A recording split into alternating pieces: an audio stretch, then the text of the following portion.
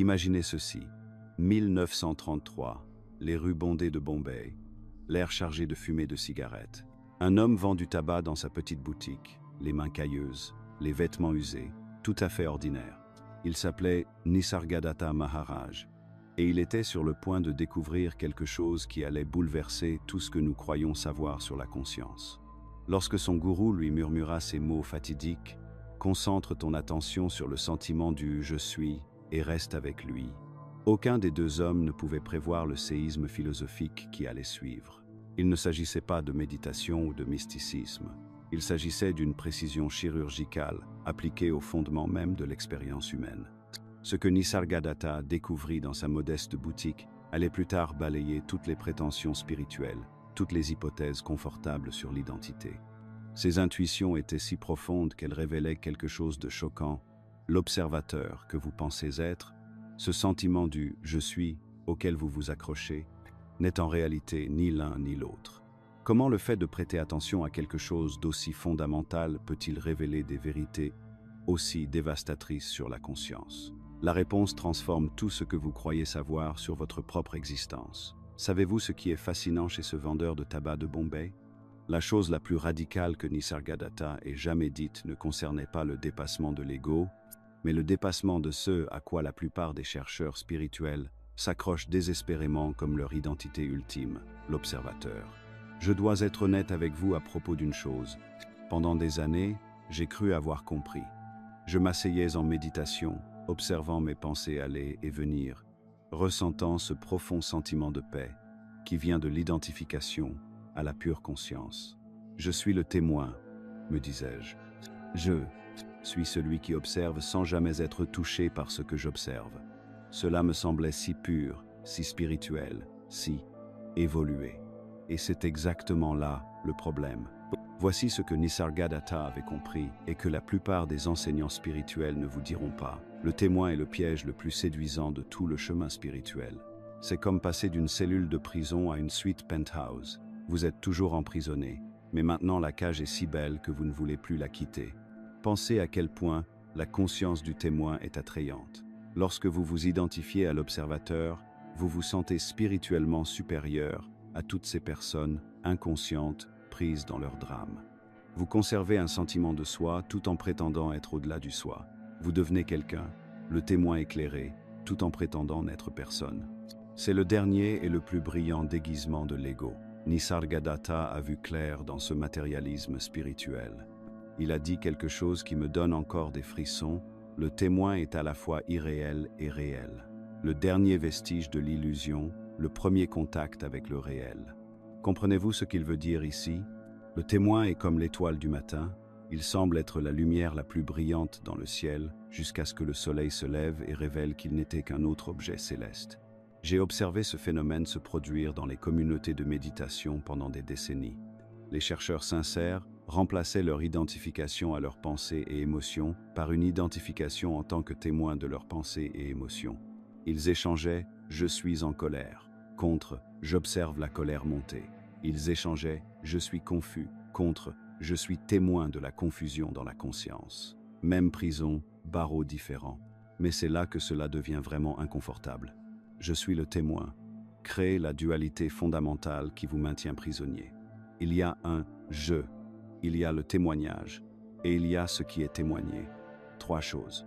Le sujet, le processus, l'objet.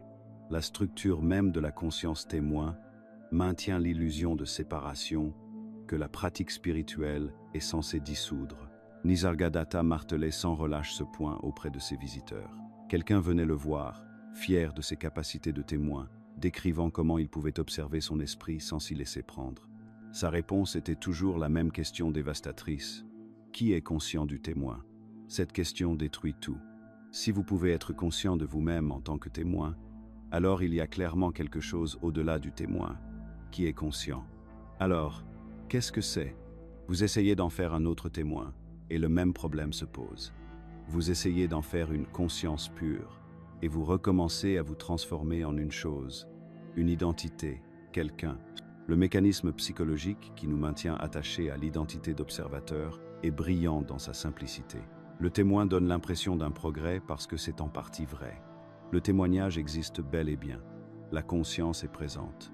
L'erreur consiste à faire de la conscience votre identité, à revendiquer la propriété de ce qui est en réalité un processus impersonnel. Observez ce qui se passe dans votre propre expérience.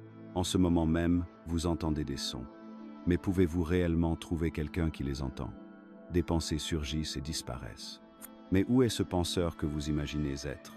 La vision se produit, mais lorsque vous cherchez le voyant, que trouvez-vous réellement? C'est là que la peur s'installe, et je le comprends parfaitement. Si je ne suis pas l'observateur, ni le témoin, ni celui qui est conscient, alors qui suis-je? L'esprit commence à s'agiter, essayant de trouver quelque chose, n'importe quoi, pour exister, parce que l'alternative ressemble à l'anéantissement. Mais voici ce que Nisargadatta a découvert dans cet appartement de Bombay, au-dessus de son magasin de cigarettes. La peur de ne pas être quelqu'un n'est qu'un autre mouvement de la conscience. Celui qui a peur de perdre son identité de témoin n'est qu'une autre apparence, une autre vague dans l'océan qui essaie de se convaincre qu'elle est séparée de l'eau. Je vois cela constamment dans les retraites de méditation et les communautés spirituelles. Les gens s'assoient pendant des heures, fiers de leur capacité à observer leur expérience sans réagir. Ils ont appris à observer leur respiration, les sensations de leur corps, leurs états émotionnels. Ils ont l'impression de faire de réels progrès, et dans un sens, c'est le cas. Mais ils construisent également une nouvelle forme d'ego spirituel, plus subtile. L'identité du témoin semble si convaincante parce qu'elle semble résoudre le problème de la souffrance tout en conservant le sens de soi. Vous pouvez continuer à être quelqu'un, l'observateur éclairé, tout en revendiquant votre liberté par rapport à l'identification. C'est comme avoir le beurre et l'argent du beurre, spirituellement parlant. Mais c'est là que tout ce que je partage se connecte à quelque chose de beaucoup plus grand. Les idées dont je parle sont le fruit d'années d'études, non seulement de Nisargadatta, mais aussi de toute la tradition de la compréhension radicale non dualiste qui remonte aux anciens principes hermétiques. Si vous êtes prêt à recevoir des enseignements encore plus profonds que ceux qui peuvent être partagés publiquement, je dois vous parler de quelque chose d'extraordinaire. L'Insights Academy a compilé la version la plus complète du Kybalion jamais assemblée, un savoir si transformateur que la plupart des plateformes n'autorisent même pas sa discussion. Vous pouvez y accéder gratuitement, mais seulement si vous êtes véritablement prêt à voir toutes les hypothèses spirituelles que vous avez toujours entretenues complètement démantelées. Ce qui rend le piège du témoin si insidieux, c'est qu'il imite la liberté authentique. Lorsque vous vous identifiez comme l'observateur, vous vous sentez spacieux, paisible, détaché du drame de la vie. Mais ce détachement reste une position, une attitude, une façon d'être quelqu'un en relation avec l'expérience. La véritable liberté ne consiste pas à trouver la bonne identité, même une identité de témoin. Il s'agit de reconnaître que toute identité est un mouvement au sein de ce que vous êtes réellement. Le témoin apparaît et disparaît tout comme les pensées, les émotions et les sensations. Ce n'est pas ce que vous êtes, c'est quelque chose qui se produit au sein de ce que vous êtes. Et cela nous amène à une reconnaissance encore plus choquante, qui va complètement bouleverser tout ce que vous pensez savoir sur votre cheminement spirituel. Si le témoin n'est qu'une autre apparence, si l'observateur n'est qu'un autre objet dans la conscience, qu'en est-il alors de l'identité la plus sacrée de toutes, le « je suis » lui-même? Car c'est là, mon ami, que l'enseignement de Nisargadatta devient vraiment dangereux pour tous les concepts spirituels que vous avez toujours chéris. Si vous pensiez que remettre en question l'observateur était radical, ce que je m'apprête à partager vous semblera absolument impossible. Car nous sommes sur le point de remettre en question la seule chose que toutes les traditions spirituelles, tous les professeurs de méditation, tous les chercheurs d'illumination considèrent comme la vérité ultime, le sentiment « je suis » lui-même. La plupart des chemins spirituels vous mènent à ce sentiment pur d'être.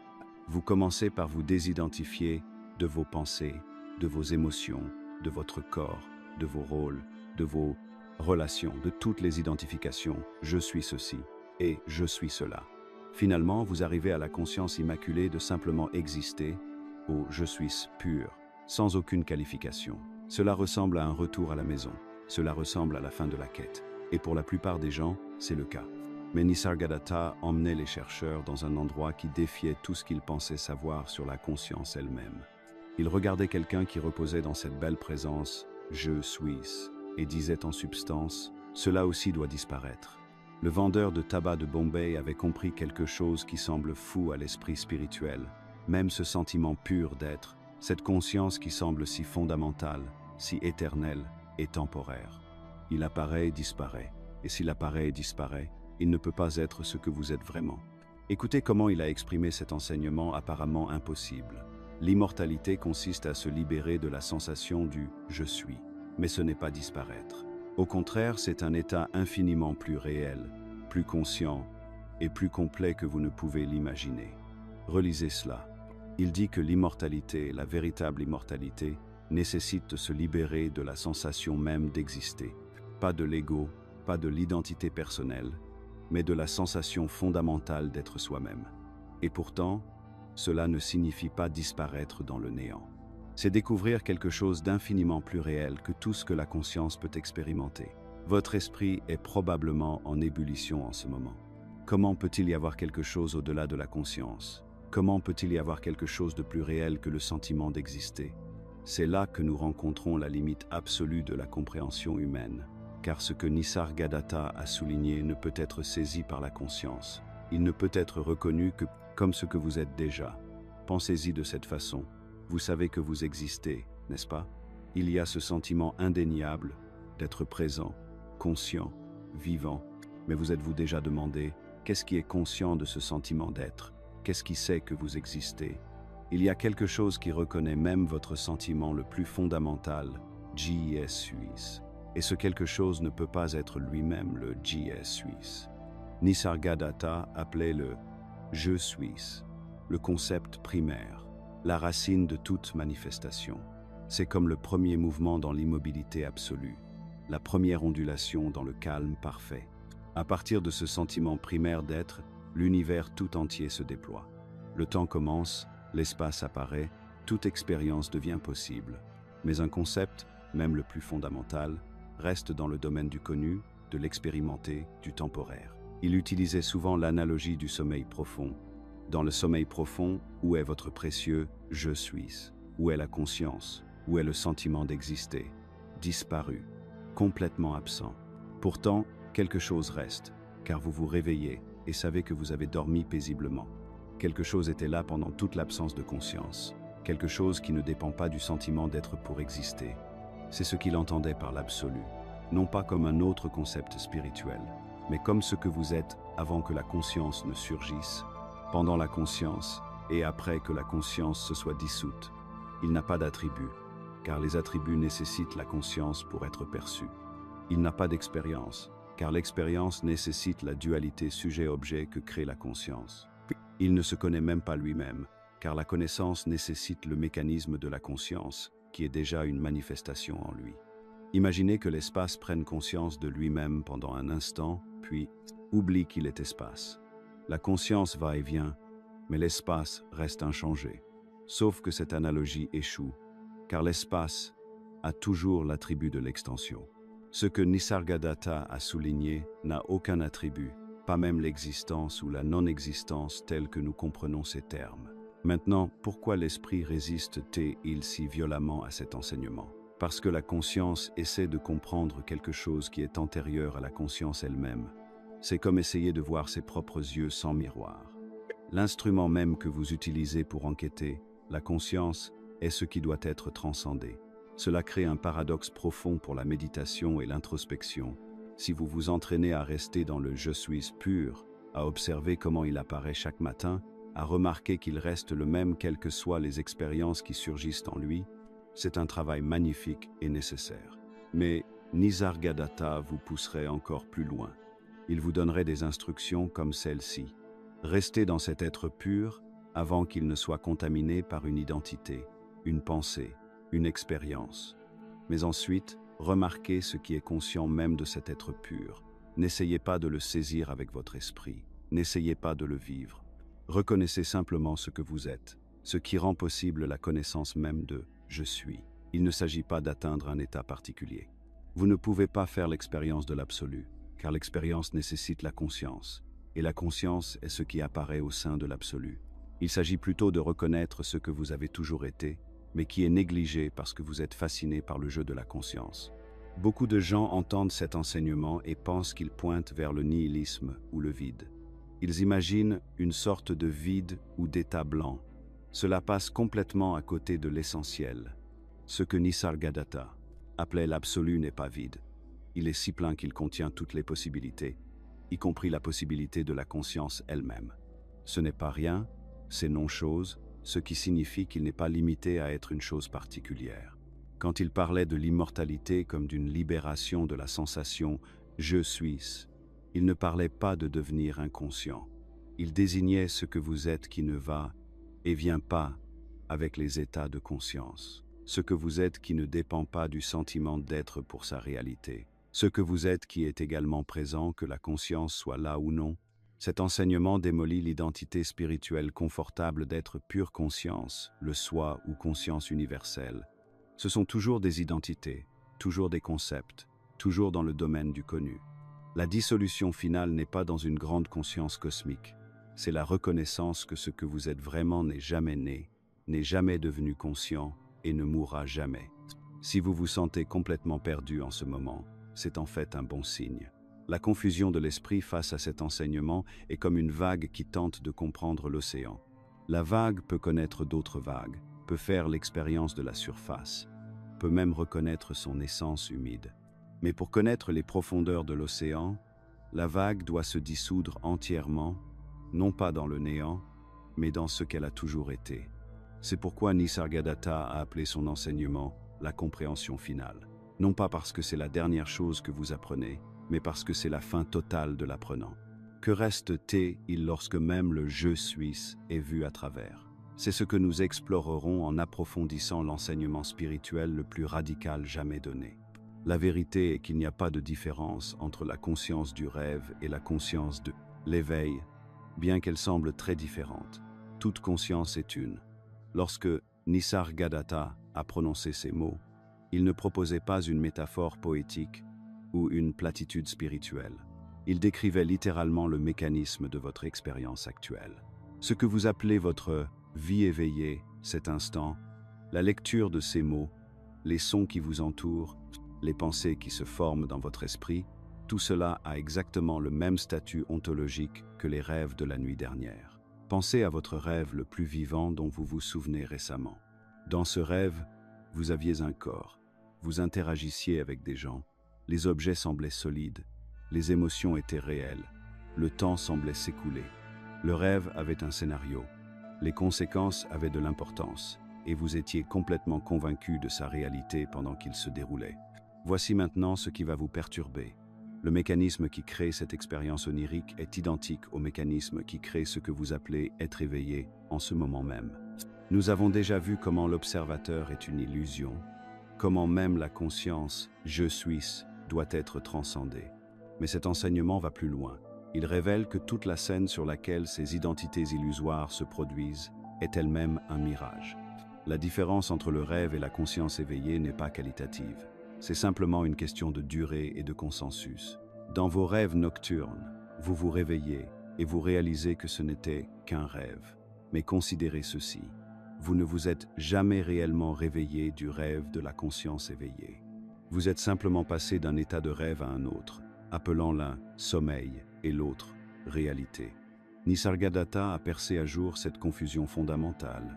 Il a reconnu que la conscience elle-même est celle qui crée les rêves, projetant continuellement l'apparence d'un monde solide et continue à travers une série d'éclairs momentanés. Observez attentivement votre expérience en ce moment même. Ce que vous appelez « conscience continue » est en fait une succession rapide de moments distincts de connaissance, comme les images d'un film qui crée l'illusion d'un mouvement fluide. Chaque moment de conscience surgit, présente son contenu et disparaît pour être remplacé par le moment suivant. Le sentiment de continuité, d'être la même personne qui était là il y a un instant, est une histoire que la conscience se raconte à elle-même. Cette compréhension démolit nos hypothèses les plus fondamentales sur ce qui est réel. Vos relations, vos réalisations, vos peurs, vos projets, tout cela existe dans le rêve de la conscience éveillée. Ils ne sont ni plus ni moins réels que les relations et les drames qui se déroulent dans vos rêves pendant votre sommeil. L'investissement émotionnel que vous avez dans l'histoire de votre vie est comme un personnage de rêve qui prend ses aventures oniriques au sérieux. Mais c'est là que la plupart des gens résistent violemment. Nous avons construit toute notre identité autour de la réalité de nos expériences. Nos souffrances semblent réelles, notre amour semble réel, nos réalisations sont importantes pour nous. Entendre dire que tout cela n'est qu'un rêve semble invalider tout ce pour quoi nous avons travaillé, tous ceux que nous avons aimés, toutes les luttes que nous avons endurées. Nisargadatta avait anticipé cette résistance. Traiter tout comme un rêve apporte la liberté. Tant que vous donnez de la réalité au rêve, vous restez leur esclave. Le mot-clé ici est « traiter ». Il ne vous demande pas de vous convaincre intellectuellement que la vie est un rêve. Il vous indique une approche pratique qui vous libère du poids psychologique qui découle du fait de prendre le contenu des rêves trop au sérieux. Pensez à la différence dans votre rapport aux rêves nocturnes une fois que vous vous réveillez. Même si le rêve contenait des scénarios terrifiants ou des pertes déchirantes, vous ne transportez pas cette charge émotionnelle dans votre journée. Vous reconnaissez que ce n'était qu'un rêve. Les événements n'ont pas eu de conséquences durables parce que vous comprenez leur nature. Nisargadatta suggère d'adopter la même relation avec l'expérience éveillée. Lorsque vous commencez à considérer la vie éveillée comme un rêve, quelque chose de remarquable se produit. La peur qui vous envahit lorsque vous envisagez l'échec devient gérable. C'est la peur onirique de l'échec onirique. L'anxiété liée à ce que les autres pensent de vous se révèle être l'anxiété onirique liée à l'opinion des personnages oniriques. Les limites que vous avez acceptées comme des réalités immuables se révèlent être des limites oniriques qui peuvent changer aussi facilement que le décor d'un rêve. Cela ne conduit pas à la passivité ou à la déconnexion. Dans vos rêves nocturnes, vous continuez à naviguer dans le paysage onirique, à interagir avec les personnages du rêve et à réagir aux situations du rêve. Vous ne devenez pas catatonique simplement parce que c'est un rêve. De même, reconnaître la nature onirique de l'expérience éveillée ne signifie pas que vous cessez de vous engager dans la vie. Vous continuez à travailler, à aimer, à créer et à participer, mais sans le poids écrasant de tout prendre trop au sérieux. Les implications pratiques sont profondes. Lorsque vous vous disputez avec quelqu'un et que vous vous souvenez que c'est une conversation onirique avec un personnage onirique, la charge émotionnelle se dissipe. Vous pouvez vous engager plus habilement, car vous ne défendez pas une identité onirique et n'essayez pas de contrôler le résultat du rêve. La dispute peut toujours avoir un sens dans le rêve, mais vous n'en êtes plus esclave. Voici un exercice simple. Plusieurs fois par jour, faites une pause et demandez-vous en quoi cela diffère-t-il d'un rêve. Regardez autour de vous, remarquez les pensées qui surgissent, observez les émotions présentes. Pouvez-vous trouver une différence qualitative entre cela et l'expérience du rêve? Les deux impliquent une conscience qui présente un contenu. Les deux semblent réels pendant qu'ils se produisent. Les deux impliquent l'identification à un personnage qui navigue dans des scénarios. Le paradoxe libérateur est que vous devez utiliser le rêve pour vous réveiller du rêve. La conscience, qui crée l'illusion, est aussi celle qui reconnaît l'illusion. La conscience même qui lit ces mots est à la fois le rêveur et ce qui se réveille du rêve.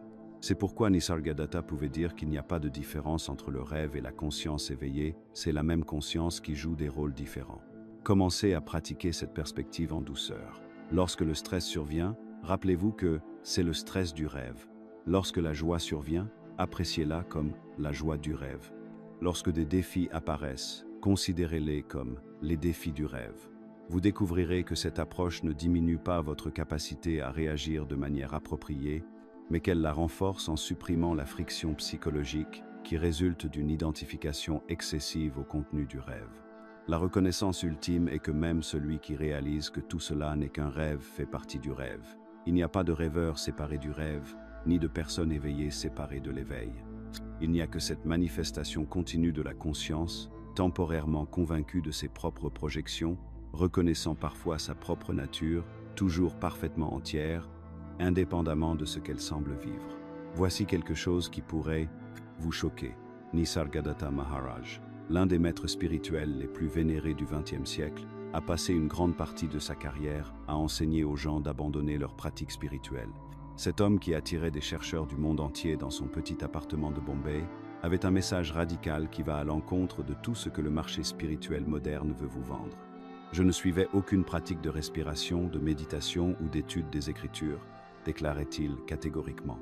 Quoi qu'il arrive, je ramenais mon attention sur le sentiment d'être. C'est tout.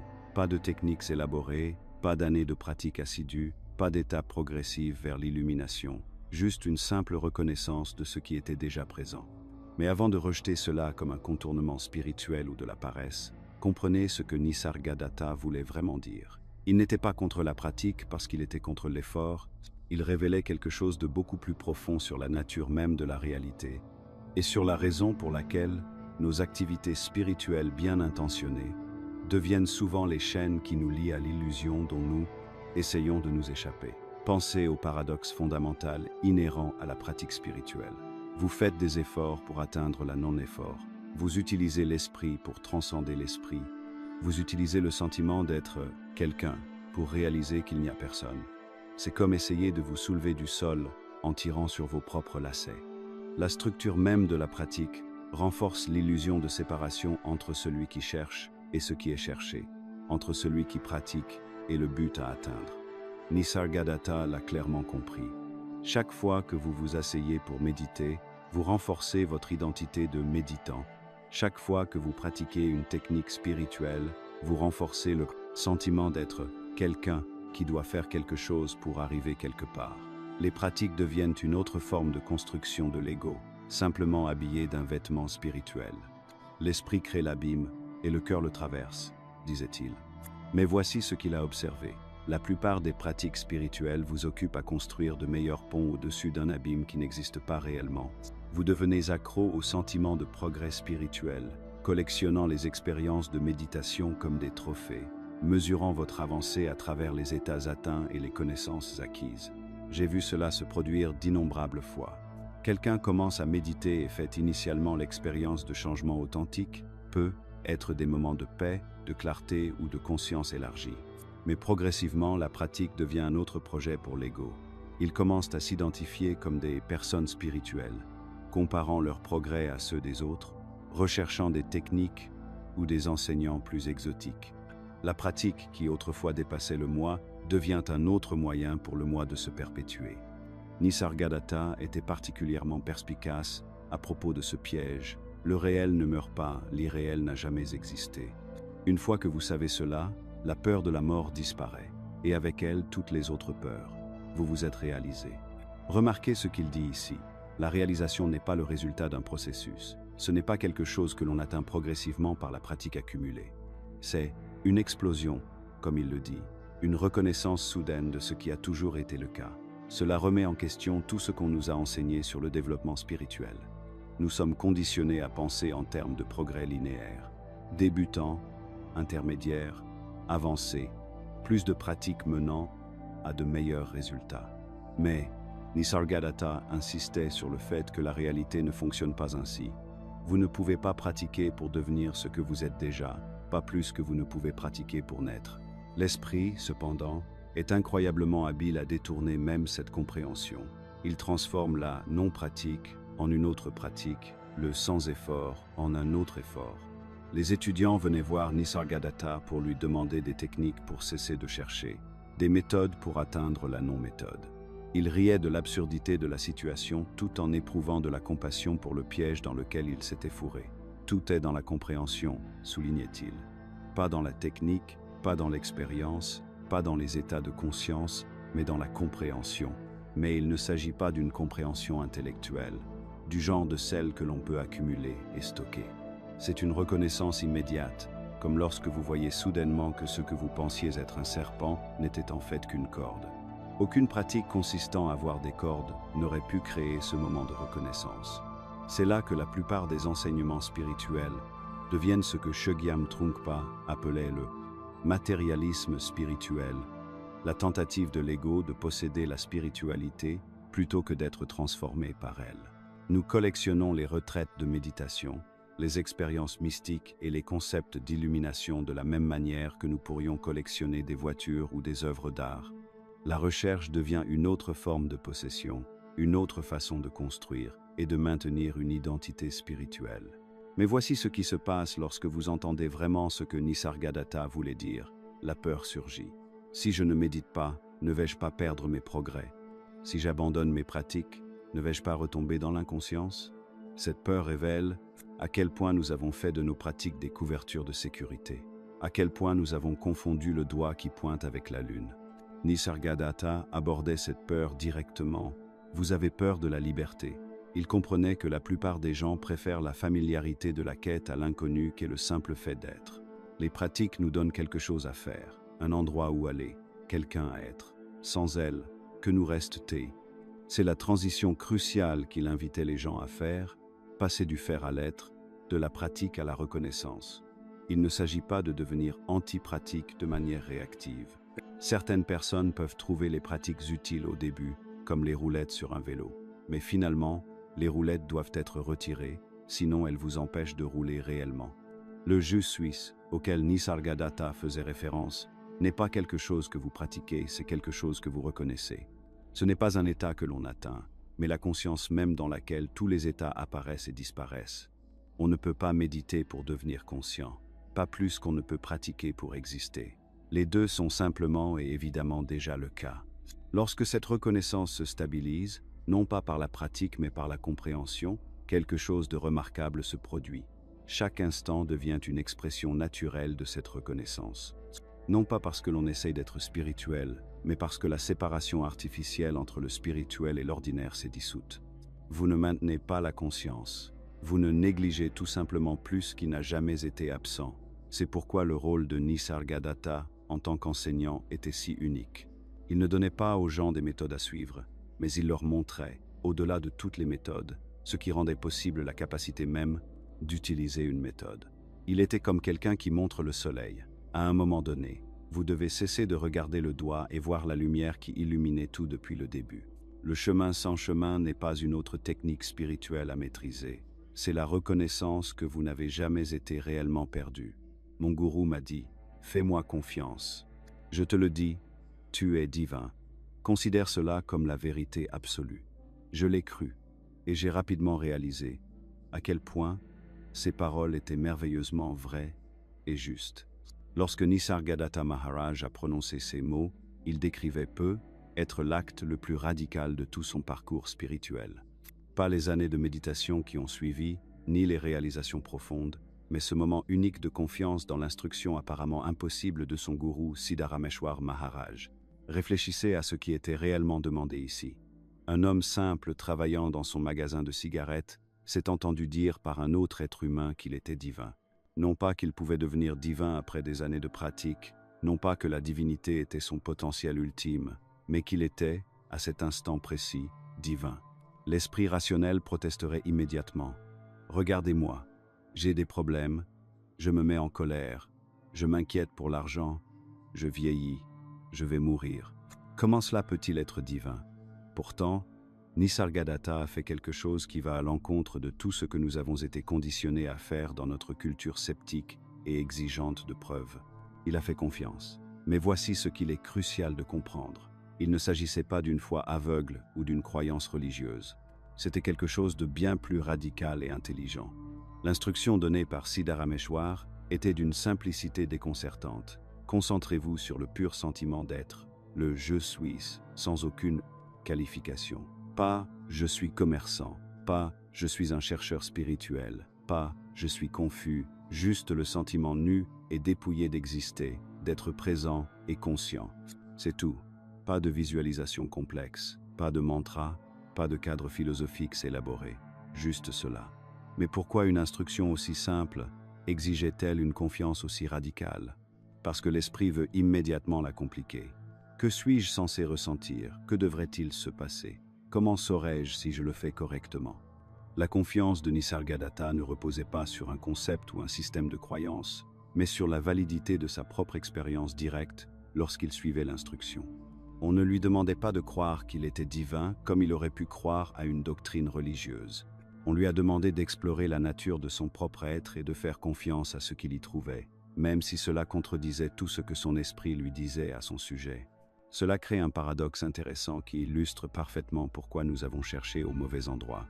Nous vivons dans une culture qui se méfie profondément de l'autorité, en particulier de l'autorité spirituelle. Nous avons vu trop de gourous abuser de leur position, trop de gens abandonner leur intelligence à des leaders charismatiques. Ainsi, lorsque nous entendons parler de la relation gourou-disciple, notre esprit moderne recule immédiatement. Mais ce que Nisargadatta a vécu n'était pas une soumission à une autorité extérieure, c'était un retour vers son autorité la plus intime, l'autorité de son propre être. Siddharameshwar ne lui donnait pas quelque chose d'étranger et ne lui demandait pas d'adopter des croyances qui contredisaient son expérience. Il lui montrait ce qui était déjà manifestement présent mais complètement ignoré. C'est là que cela devient vraiment intéressant. La confiance requise n'était pas une confiance en Siddharameshwar en tant que personne, mais une confiance dans l'instruction elle-même, une confiance suffisante pour la mettre à l'épreuve. C'est comme si quelqu'un vous disait que vous cherchez vos lunettes partout alors qu'elles sont posées sur votre tête. Vous pourriez vous demander si cette personne est qualifiée pour vous parler de vos lunettes, ou vous pourriez simplement lever la main et vérifier. Le génie de l'instruction, concentrez-vous sur GE Suisse, est qu'elle ne vous demande pas de croire quoi que ce soit. Elle vous demande seulement de remarquer ce qui se passe déjà. Vous avez déjà le sentiment d'être présent, d'exister. Ce n'est pas quelque chose que vous devez créer ou réaliser. C'est le fait le plus fondamental de votre expérience actuelle. Mais voici pourquoi la plupart des gens passent complètement à côté. Nous sommes tellement concentrés sur le contenu de notre expérience, nos pensées, nos sentiments, nos sensations, nos perceptions, que nous négligeons complètement la présence consciente dans laquelle tout cela apparaît. C'est comme être tellement fasciné par le film que l'on en oublie l'écran. Nisargadatta disait souvent, « La même eau se trouve dans tous les puits. Il suffit de la puiser dans celui qui est le plus proche de vous. » Ce qu'il voulait dire, c'est que cette reconnaissance de votre vraie nature est accessible partout, à travers n'importe quel enseignement authentique, mais que vous devez réellement faire l'effort de regarder là où l'on vous indique. La confiance qu'il accordait aux enseignements de son gourou s'est progressivement transformée en connaissance directe, mais cette transformation s'est produite par l'investigation et non par la croyance. Chaque fois que son esprit lui disait « C'est ridicule, je ne suis qu'une personne ordinaire », il revenait à l'enseignement, se concentrer sur le pur sentiment d'être. Et chaque fois qu'il le faisait, il découvrait que ce sentiment d'être était en effet tout à fait ordinaire, et en même temps tout à fait extraordinaire. C'est pourquoi la relation gourou-disciple, lorsqu'elle est authentique, finit par se dissoudre d'elle-même. Le travail du gourou n'est pas de créer une dépendance, mais de montrer si clairement ce que vous êtes déjà que la relation devient inutile. Nisargadatta disait souvent à ses visiteurs, « Je n'ai rien à vous donner que vous n'ayez déjà. Je me contente de vous montrer ce que vous avez négligé. » L'aspect pratique de cette confiance se manifeste très simplement dans la vie quotidienne. Lorsque l'esprit crée des histoires sur qui vous êtes, que vous soyez couronné de succès ou non, spirituel ou non, éclairé ou ignorant, vous revenez au simple sentiment d'exister qui sous-tend toutes ces histoires. Lorsque des émotions surgissent, au lieu de vous perdre dans leur contenu, vous reconnaissez la présence consciente qui reste inchangée, que les émotions soient présentes ou absentes. Il ne s'agit pas de supprimer les pensées ou les émotions, mais de reconnaître ce que vous êtes au-delà de tous les contenus changeants de l'expérience. La confiance ne réside pas dans un système de croyances, mais dans votre propre capacité à reconnaître ce qui est le plus intime et le plus évident dans votre être. Ce que Nisargadatta a découvert, et ce vers quoi son gourou l'a orienté, c'est que le sentiment d'être une personne individuelle est en soi une apparence dans la conscience, et non ce que vous êtes fondamentalement. Le je suis que son gourou lui a demandé d'explorer s'est avéré être la conscience même dans laquelle le sentiment d'être un moi séparé apparaît et disparaît. Cette reconnaissance ne vient pas d'une croyance conceptuelle, mais d'une confiance radicale qui vous pousse à regarder là où l'on vous indique, encore et encore, jusqu'à ce que vous êtes devienne indéniablement évident.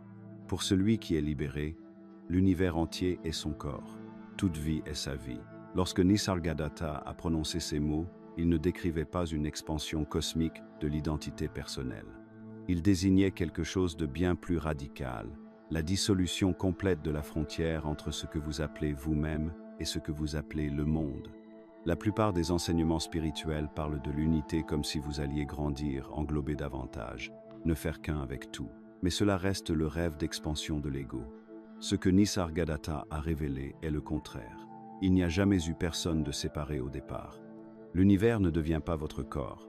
Vous reconnaissez que le sentiment d'avoir un corps séparé a toujours été une construction conceptuelle. Pensez à votre expérience directe en ce moment même.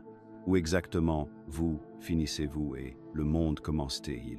Vous pourriez pointer votre peau, mais cette peau est connue dans la conscience. La pièce qui vous entoure apparaît dans la même conscience qui connaît vos pensées. Les sons, les sensations, le sens de l'espace lui-même, tout cela surgit dans la même connaissance indifférenciée. Nisargadatta enseignait que l'univers ne peut exister sans vous, mais pas parce que vous êtes cosmiquement important. C'est parce que ce que vous appelez vous et ce que vous appelez univers sont tous deux des apparences dans la conscience. Supprimez la conscience et où est l'univers, où est quoi que ce soit. Cet enseignement terrifie les gens. Si l'univers n'est qu'un concept, qu'advient-il de tous ceux que nous aimons? Qu'en est-il de la souffrance, de l'injustice, des choses qui comptent? C'est là que la plupart des chercheurs rejettent complètement l'enseignement ou tombent dans le contournement spirituel, l'utilisant pour éviter un engagement authentique dans la vie. Mais voici ce qui est réellement souligné. Lorsque vous reconnaissez que le monde extérieur est interne à la conscience, la compassion ne disparaît pas, elle devient authentique pour la première fois. Lorsque vous agissiez à partir de l'illusion de la séparation, votre amour était toujours contaminé par la peur, la possessivité, la terreur de la perte. Maintenant, voyant qu'il n'y a pas de séparation réelle, l'amour coule sans obstruction. Pensez au réseau électrique d'une ville. Lorsqu'une ampoule grille, cela n'endommage pas le réseau. L'énergie qui illuminait cette ampoule particulière continue de circuler à travers des milliers d'autres expressions. L'ampoule n'a jamais été séparée de l'électricité, elle n'était qu'une manifestation temporaire de cette même énergie. C'est ainsi que la conscience s'exprime à travers ce que nous appelons les vies individuelles. Quand un corps meurt, la conscience ne perd rien d'essentiel. Ce qui semblait séparé n'était que la conscience apparaissant sous forme de forme, comme des vagues apparaissant dans l'eau. La vague s'apaise, mais l'océan reste intact. Nisargadatta mettait souvent les visiteurs au défi. Montrez-moi ce monde extérieur dont vous parlez. Où est-il en dehors de votre conscience?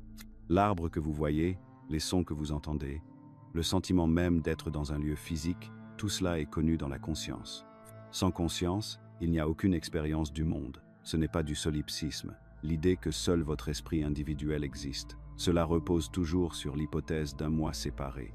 Ce qui est révélé, c'est que la conscience elle-même est primordiale, et que les esprits individuels et le monde extérieur sont des apparences en son sein.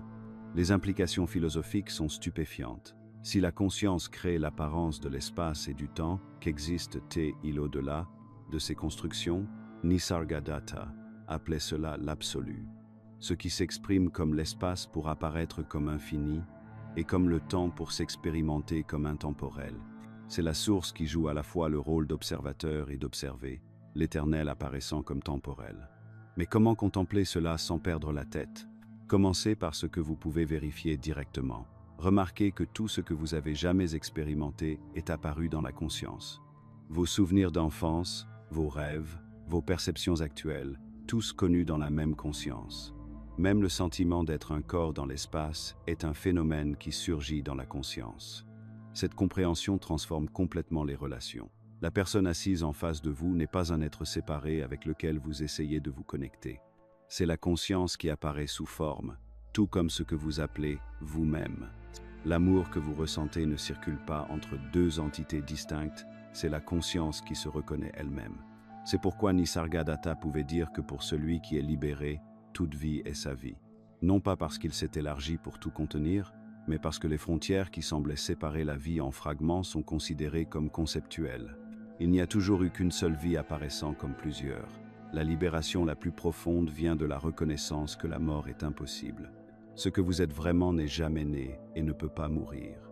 Ce qui semble mourir n'était toujours qu'une apparence dans la conscience, comme un personnage dans un rêve. Lorsque vous vous réveillez, le personnage du rêve est-il vraiment mort, ou a-t-il simplement été reconnu comme n'ayant jamais été séparé du rêveur? Mais voici le beau paradoxe. Nous utilisons cet univers apparent, avec toute sa multiplicité et sa séparation apparente, pour reconnaître ce qui transcende toute apparence. Nous utilisons des concepts pour pointer au-delà des concepts, des formes pour indiquer l'informe, le temps pour toucher l'intemporel. Les pratiques que vous avez abandonnées, les instructions du gourou auquel vous avez fait confiance, la quête même qui vous a conduit à cette compréhension, tout cela était la conscience apparaissant comme le chemin du retour vers elle-même. La vague utilisant son propre mouvement pour reconnaître l'océan. Lorsque vous comprenez vraiment cela, quelque chose d'extraordinaire se produit. La recherche désespérée de l'illumination prend fin, non pas parce que vous avez trouvé quelque chose, mais parce que vous avez reconnu ce qui n'avait jamais été perdu. Le chercheur se dissout, non pas dans un état de béatitude, mais dans le miracle ordinaire de ce qui est. L'univers ne disparaît pas lorsque vous comprenez cela, il se révèle comme la conscience jouant dans la forme. Chaque personne, chaque expérience, chaque instant devient infiniment précieux précisément parce qu'il est reconnu comme la conscience se connaissant elle-même à travers une créativité sans fin. C'est ce que Nisargadatta voulait dire lorsqu'il disait que l'univers est le corps de celui qui est libéré. Non pas la possession, mais la reconnaissance. Pas l'expansion, mais la fin de l'illusion de la limitation. La lumière que vous voyez à l'extérieur provient de votre propre lumière. La lumière du soleil ou de la lune ne peut être comparée à la vôtre. Lorsque Nisargadatta a prononcé ces mots, il ne se livrait pas à une métaphore poétique ou à un romantisme spirituel. Il désignait quelque chose de si immédiat, si présent à cet instant précis, que la plupart des gens le manquent complètement parce qu'ils recherchent quelque chose d'exotique ou de mystique. Quelle est cette lumière dont il parle? Ce ne sont pas les photons qui frappent votre rétine, ni les impulsions électriques qui se déclenchent dans votre cerveau.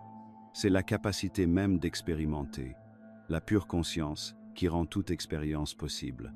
En ce moment même, alors que vous entendez ces mots, quelque chose en est conscient. Ce quelque chose est ce que Nisargadatta appelait votre lumière. Voici ce qui est remarquable. Cette lumière a été présente à chaque instant de votre vie, mais vous ne l'avez probablement jamais remarquée directement. Lorsque vous aviez 5 ans et que vous jouiez dans votre jardin, cette même lumière était là. Lorsque vous avez connu votre premier chagrin d'amour, lorsque vous avez connu votre plus grande joie, lorsque vous étiez plongé dans un sommeil profond, cette lumière était constante. C'est le seul élément qui est resté inchangé à travers toutes les transformations de votre corps et de votre esprit. Mais c'est là que cela devient fascinant. Cette lumière n'illumine pas seulement les expériences agréables et évite les expériences désagréables. Elle brille de la même manière sur votre pire cauchemar et sur votre moment le plus heureux. Pensez-y de manière pratique. Lorsque vous êtes en colère, quelque chose est conscient de cette colère. Lorsque vous êtes paisible, quelque chose est conscient de cette paix. Ce quelque chose, cette présence consciente, reste totalement insensible à ce qui l'illumine. Nisargadatta a utilisé une analogie simple qui dissipe toute confusion. Imaginez un écran de cinéma. Que l'écran diffuse une comédie romantique ou un film d'horreur, il reste lui-même une toile blanche immaculée. Les images apparaissent dessus, jouent leur drame et disparaissent, mais elles ne tachent jamais l'écran. Votre conscience fonctionne exactement de la même manière. Les pensées, les émotions, les sensations, toute une vie se déroule à travers cette lumière, mais sans jamais la toucher. La plupart des gens commettent ici une erreur cruciale. Ils confondent le film et l'écran. Ils s'identifient au contenu de la conscience plutôt qu'à la conscience elle-même. Vous pensez que vous êtes la personne en colère, la personne inquiète, la personne qui réussit, la personne qui lutte, mais ce ne sont que des images temporaires qui se déroulent à travers votre lumière immuable. Cette confusion engendre une souffrance énorme, car vous essayez de réparer, d'améliorer ou de protéger quelque chose qui n'est en réalité qu'un film. C'est comme sauter dans un film pour sauver le héros du méchant. Tout le drame se déroule dans quelque chose qui reste complètement intouchable par tout cela. Alors, comment reconnaître directement cette lumière? Nisargadatta a donné des instructions très précises, et elles sont étonnamment simples. À l'instant présent, remarquez que vous êtes conscient. N'analysez pas ce dont vous êtes conscient, remarquez simplement le fait brut de la conscience elle-même.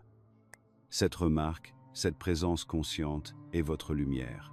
Elle n'a ni couleur, ni forme, ni limite. Elle ne se trouve ni dans votre tête, ni dans votre cœur. Elle est simplement là. La difficulté réside dans le fait que cette lumière ne peut pas devenir un objet d'expérience, car c'est elle qui rend tous les objets possibles. C'est comme essayer de voir vos propres yeux sans miroir. Vous pouvez voir tout le reste, mais vous ne pouvez pas transformer votre vision en quelque chose de vu. De même, vous pouvez être conscient de vos pensées, de vos sentiments et de vos sensations, mais vous ne pouvez pas transformer la conscience elle-même en une autre chose dont vous êtes conscient. C'est pourquoi l'esprit en quête trouve cet enseignement si frustrant. L'esprit veut saisir, analyser et posséder cette lumière, mais c'est la lumière qui saisit. C'est comme si votre main essayait de s'attraper elle-même. L'effort lui-même est vain. Nisargadatta disait souvent que toucher cette lumière, même pour un instant, apporte la libération. Pourquoi? Parce qu'à ce moment de reconnaissance, toute l'histoire d'un individu séparé luttant dans un monde hostile s'effondre. Vous réalisez que vous n'avez jamais été à l'intérieur du film, Vous avez toujours été l'écran sur lequel il apparaissait. Mais voici le paradoxe qui a rendu fou beaucoup de ses élèves. Cette lumière est à la fois la chose la plus personnelle qui soit à votre sujet et complètement impersonnelle. C'est votre lumière. Personne d'autre ne peut en être conscient à travers votre conscience. Pourtant, c'est la même lumière qui brille dans chaque être conscient. Le soleil dans le ciel est un seul soleil, mais il illumine d'innombrables surfaces. De même, la conscience est une, mais elle semble s'individualiser à travers d'innombrables formes. Cela conduit à l'un des enseignements les plus radicaux de Nisargadatta. Le je est présent même sans le suis. La plupart des enseignements spirituels se concentrent sur « je suis », le sentiment d'être, d'exister. Mais encore plus profond que le sentiment d'être se trouve la pure subjectivité elle-même. Avant que vous ne sachiez que vous êtes, quelque chose est présent pour être potentiellement connu. Ce « je » pur, pas « je suis quelque chose », ni même « je suis », juste « je » est ce qu'il appelait votre visage originel. Vivre à partir de cette reconnaissance transforme tout sans rien changer. Vous avez toujours des pensées et des émotions, vous interagissez toujours avec les autres, vous êtes toujours confronté à des défis pratiques. Mais le caractère désespéré de l'expérience se dissout. Vous n'essayez plus de protéger ou d'améliorer un personnage fictif dans un film. Au lieu de cela, vous vous reposez comme la lumière dans laquelle toutes les expériences surgissent et se dissolvent. La belle ironie est que cette lumière que vous avez recherchée dans des retraites de méditation, des livres spirituels et des expériences d'illumination a été plus proche que votre propre souffle à chaque instant de votre vie. Elle est si ordinaire, si présente, si simple que l'esprit en quête la néglige complètement, à la recherche de quelque chose de plus impressionnant. L'invitation n'est pas d'atteindre cette lumière, elle est déjà là. L'invitation est d'arrêter de négliger ce qui n'a jamais été absent et ne peut jamais être perdu. Dans votre état originel, il n'y a même pas de conscience pour être conscient. En tant qu'absolu, vous êtes infini et intemporel. Cette déclaration de Nisargadatta arrête net la plupart des chercheurs. Nous avons suivi le parcours de la personne au témoin, du témoin à la pure conscience, de la conscience à la lumière de la conscience elle-même. Mais maintenant, on nous demande d'aller au-delà même de cette présence lumineuse que nous avons découverte derrière nos yeux, au-delà de la conscience même qui semblait si fondamentale, si irréductible. Qu'est-ce qui pourrait bien exister au-delà de la conscience? L'esprit recule devant cette question parce que l'esprit existe dans la conscience. C'est comme demander à votre ombre de décrire ce qui se trouve au-delà de la lumière. Chaque pensée, chaque concept, chaque réalisation spirituelle que vous avez jamais eue s'est produit dans le champ de la conscience. Ainsi, lorsque Nisargadatta désigne ce qui a précédé la conscience, ce qui reste lorsque la conscience elle-même se dissout, nous entrons dans un territoire qui ne peut être cartographié par aucune faculté mentale. Ce n'est pas un vide ou un néant, car cela resterait quelque chose que la conscience pourrait concevoir. L'absolu dont parle Nisargadatta est un potentiel infini qui ne se connaît pas lui-même. Il n'est pas inconscient au sens où nous comprenons l'inconscience, comme le sommeil profond ou l'anesthésie. Il est antérieur à la possibilité même de savoir ou de ne pas savoir. Pensez-y de cette façon. Avant votre naissance, avant la formation de votre corps, avant la manifestation de l'univers, avant l'émergence du temps et de l'espace, qu'y avait-il?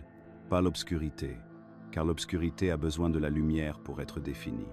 Pas le silence, car le silence a besoin du son comme opposé. Pas le vide, car le vide implique l'espace. Ce que Nisargadatta appelle l'absolu est ce qui reste lorsque vous éliminez tous les attributs, qualités ou caractéristiques possibles, y compris l'existence et la non-existence elle-même. Cet enseignement représente la dissolution finale de tous les concepts spirituels, même les plus raffinés. Nous avons commencé ce voyage en voyant à travers l'illusion d'être une personne séparée. Nous nous sommes découverts comme témoins de toute expérience. Puis nous avons reconnu que même le témoin n'était qu'une apparence dans la pure conscience. Nous avons trouvé la source de toute expérience dans la lumière de la conscience elle-même. Mais maintenant, dans cet enseignement ultime, même la conscience est considérée comme une manifestation temporaire, issue de quelque chose qui dépasse totalement la compréhension. La progression est complète. La personne fusionne avec le témoin. Le témoin se dissout dans la conscience. La conscience se reconnaît comme pur être, et même l'être se résout à nouveau dans l'absolu. Chaque étape semble être la vérité ultime jusqu'à ce que la dissolution suivante se produise. Mais cette reconnaissance finale ne mène pas à une autre étape. Il n'y a nulle part ailleurs où aller, car vous êtes arrivé à ce que vous avez toujours été. Voici ce qui rend cela si difficile à comprendre. Vous n'essayez pas de devenir l'absolu ou d'atteindre un état d'absoluité. Nisargadatta souligne que c'est votre vraie nature à l'instant présent. La personne que vous pensez être, la conscience que vous avez découverte, la prise de conscience que vous avez reconnue, tout cela n'est que des apparences temporaires de l'absolu. Vous êtes l'absolu qui apparaît sous la forme d'une personne qui découvre qu'elle est conscience, qui reconnaît qu'elle est prise de conscience, qui réalise qu'elle est l'absolu. Cette reconnaissance ne mène pas au nihilisme ou à l'absurdité, malgré ce que l'esprit pourrait craindre. Au contraire, elle révèle une plénitude infinie. Lorsque vous vous reconnaissez comme la source d'où proviennent toutes les expériences, y compris l'expérience de la conscience elle-même, tout devient précieux précisément parce que c'est votre propre expression. L'amour ne disparaît pas, il est reconnu comme votre propre nature apparaissant sous la forme de l'expérience de l'amour. La beauté n'est pas perdue, elle est vue comme votre propre créativité infinie se manifestant sous la forme de belles formes. La peur de la dissolution qui surgit, lorsque l'on contemple cet enseignement, est naturelle. Qu'advient-il de tout ce que nous chérissons? Qu'advient-il des relations, du sens, du sentiment même d'être en vie? Mais cette peur vient du fait que vous vous identifiez encore à ce qui apparaît plutôt que de vous reconnaître comme ce qui rend toute apparence possible. Lorsque vous vous connaissez comme l'absolu, vous ne perdez rien, vous reconnaissez tout comme votre propre expression. Comment contempler quelque chose qui ne peut être connu? L'approche de Nisargadatta est impitoyablement pratique. Au lieu d'essayer d'imaginer l'absolu, examinez ce que vous êtes en ce moment même. Qu'est-ce qui sait que vous êtes conscient?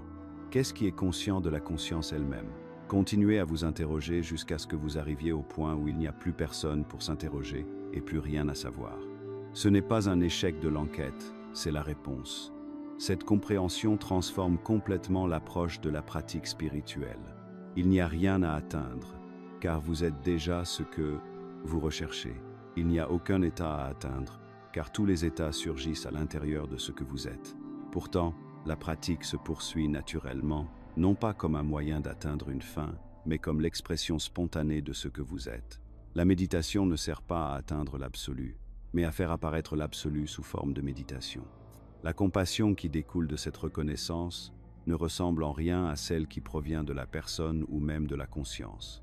Lorsque vous vous reconnaissez comme l'absolu, vous voyez que chaque être, chaque expérience, chaque moment de souffrance et de joie est votre propre apparence. La personne qui souffre est l'absolu qui apparaît sous forme de douleur. Le chercheur qui recherche la vérité est l'absolu qui apparaît sous forme de recherche. Le sage qui a réalisé sa nature est l'absolu apparaissant sous forme de réalisation. Cela crée un profond paradoxe dans l'enseignement. Comment enseigner ce qui ne peut être enseigné à propos de ce qui ne peut être connu? Nisargadatta a résolu ce problème en soulignant que le professeur, l'enseignement et l'élève sont tous des apparences du même absolu. L'enseignement se produit en vous en tant que vous pour dissoudre l'illusion que vous êtes autre chose que ce que vous avez toujours été. Pourtant, il y a quelque chose de magnifiquement absurde dans toute cette entreprise. Nous voici, utilisant la conscience pour comprendre ce qui se trouve au-delà de la conscience, utilisant des concepts pour désigner ce qui ne peut être conçu, utilisant l'esprit pour reconnaître ce que l'esprit ne peut jamais saisir. C'est comme essayer de voir ses propres yeux ou de se soulever par ses propres moyens. Mais d'une manière ou d'une autre, dans l'impossibilité même de la tâche, quelque chose change.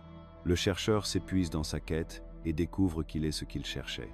Cette reconnaissance ne met pas fin à la vie, elle la commence. Lorsque vous vous reconnaissez comme l'absolu, chaque instant devient une célébration de votre propre créativité infinie. Le café du matin est l'absolu qui se goûte lui-même. La conversation avec un ami est l'absolu qui se connaît lui-même à travers la relation. Le moment de tristesse est l'absolu qui expérimente toute la gamme de ses propres expressions. Rien n'est exclu, car rien n'existe en dehors de ce que vous êtes. La quête spirituelle prend naturellement fin, non pas parce que vous avez trouvé ce que vous cherchiez, mais parce que vous avez reconnu que ce que vous cherchiez était en train de chercher. Le chercheur se dissout dans ce qui était déjà présent depuis toujours. Pourtant, paradoxalement, cette fin est aussi un commencement, le commencement d'une vie vécue comme l'expression consciente de l'absolu, où chaque respiration est une célébration du mystère qui apparaît comme le miracle ordinaire de l'être. Si cet enseignement final résonne avec quelque chose qui dépasse la capacité de compréhension de votre esprit, commentez « Je l'ai compris ». La question que tout le monde se pose après avoir touché cette compréhension est peut être la plus humaine de toutes. Et maintenant, comment vivre avec cela? Vous avez entrevu ce que Nisargadatta a souligné, à savoir que vous n'êtes pas l'observateur, ni même le « je suis », mais quelque chose qui précède toute expérience. Pourtant, vous êtes là, apparemment toujours obligé de payer vos factures, de gérer vos relations et de réagir à un monde qui semble bien réel. Ce n'est pas un problème philosophique à résoudre, c'est la réalité vécue de l'intégration. Et c'est là que la plupart des enseignements spirituels vous laissent complètement tomber.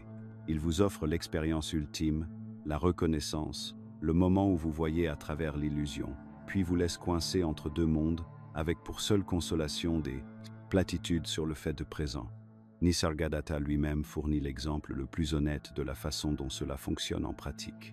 Après que les paroles de son maître aient catalysé sa reconnaissance, il ne s'est pas retiré dans une grotte ni n'a abandonné ses responsabilités. Il est retourné à son magasin de tabac. Il a continué à subvenir aux besoins de sa famille, à s'occuper de ses clients, à faire face aux défis quotidiens liés à la gestion d'une petite entreprise à Bombay. Mais quelque chose de fondamental avait changé dans la façon dont la vie était vécue à travers la personne apparente appelée Nisargadatta. La clé ici est de comprendre la différence entre le détachement et la dissociation. La plupart des gens, lorsqu'ils goûtent pour la première fois à cette prise de conscience, commettent une erreur cruciale. Ils pensent que la réalisation spirituelle signifie devenir émotionnellement plat, se retirer de tout engagement, traiter tout comme une simple illusion, d'une manière qui crée en fait plus de séparation et non moins. La véritable compréhension va dans la direction opposée. Lorsque vous reconnaissez qu'il n'y a pas de moi séparé à protéger, pas d'identité individuelle à maintenir, la vie devient plus intime et non moins. Les émotions surgissent de manière plus pure, car il n'y a pas de mécanisme de fabrication d'histoire qui interprète et défend constamment. Les relations deviennent plus authentiques, car il y a moins de filtrage à travers le prisme « Qu'est-ce que cela signifie pour moi ?» Mais abordons directement les défis pratiques, car c'est là que les choses se concrétisent. Prenons l'exemple des relations. Comment s'engager avec amour auprès des membres de sa famille quand on a compris tout le cadre de l'identité personnelle? La réponse se révèle naturellement. On aime plus librement, pas moins, car il n'y a pas de moi séparé qui calcule ce qu'il pourrait perdre ou gagner en aimant. J'ai observé des gens lutter avec cette intégration pendant des années, et l'erreur la plus courante est d'essayer de vivre d'un point de vue absolu dans des situations relatives. Votre conjoint n'a pas besoin que vous lui rappeliez qu'il n'est pas vraiment le corps-esprit.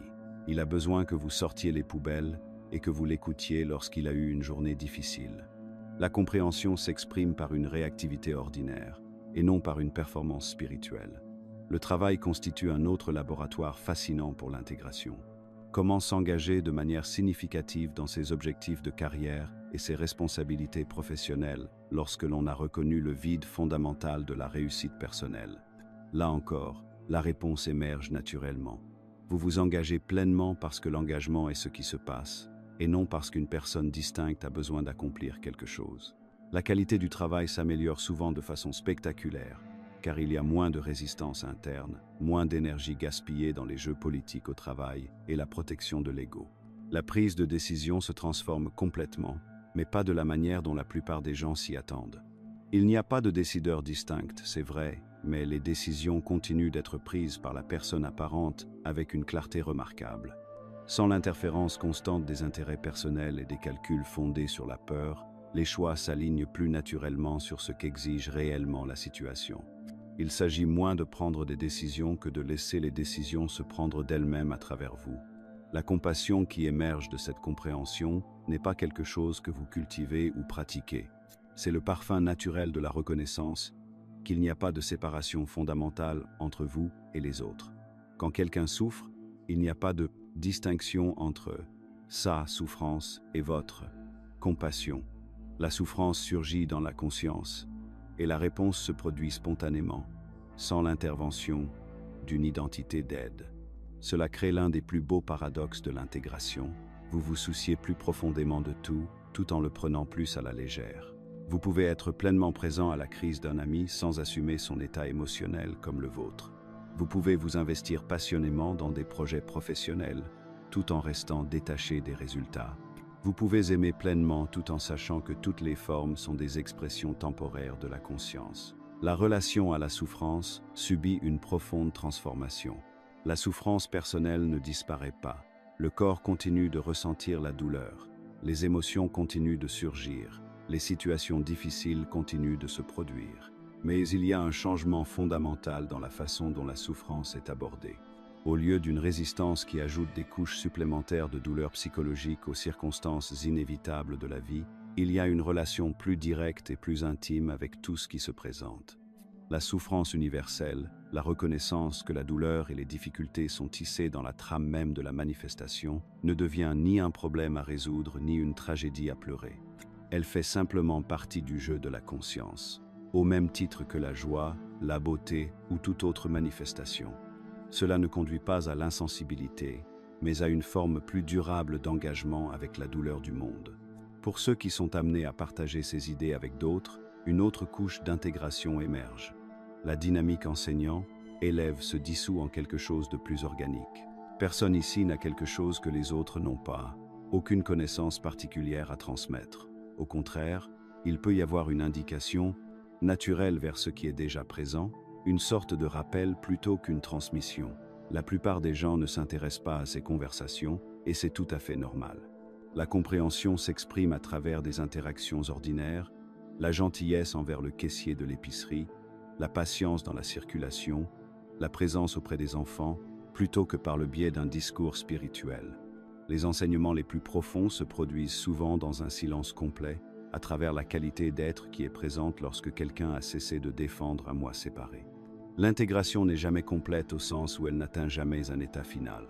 La compréhension continue de s'approfondir, mais pas par l'accumulation de connaissances supplémentaires. Il s'agit plutôt d'un processus de simplification croissante, où la reconnaissance devient plus facile et plus naturelle. Le doute et le questionnement ne disparaissent pas, ils font partie du raffinement continu, de la conscience qui se connaît plus intimement. Même l'approche de la mort se transforme. Lorsque vous avez reconnu ce que vous êtes vraiment, la mort devient simplement une autre apparence dans la conscience, qui n'est pas différente du sommeil ou de toute autre transition. Cela n'élimine pas l'instinct biologique naturel de survie, mais cela supprime la terreur existentielle, qui vient du fait de s'imaginer que l'on n'est que le corps et l'esprit. L'intégration ultime consiste à reconnaître qu'il n'y a jamais eu personne pour intégrer quoi que ce soit. La vie se vit à travers la personne apparente avec une intelligence parfaite, et votre travail n'est pas de gérer ce processus, mais d'arrêter d'interférer avec lui. L'impossible devient possible lorsque vous réalisez que vous n'avez jamais été séparé de la possibilité elle-même. Si cette vidéo vous a touché, faites-le nous savoir en commentant « J'ai compris ».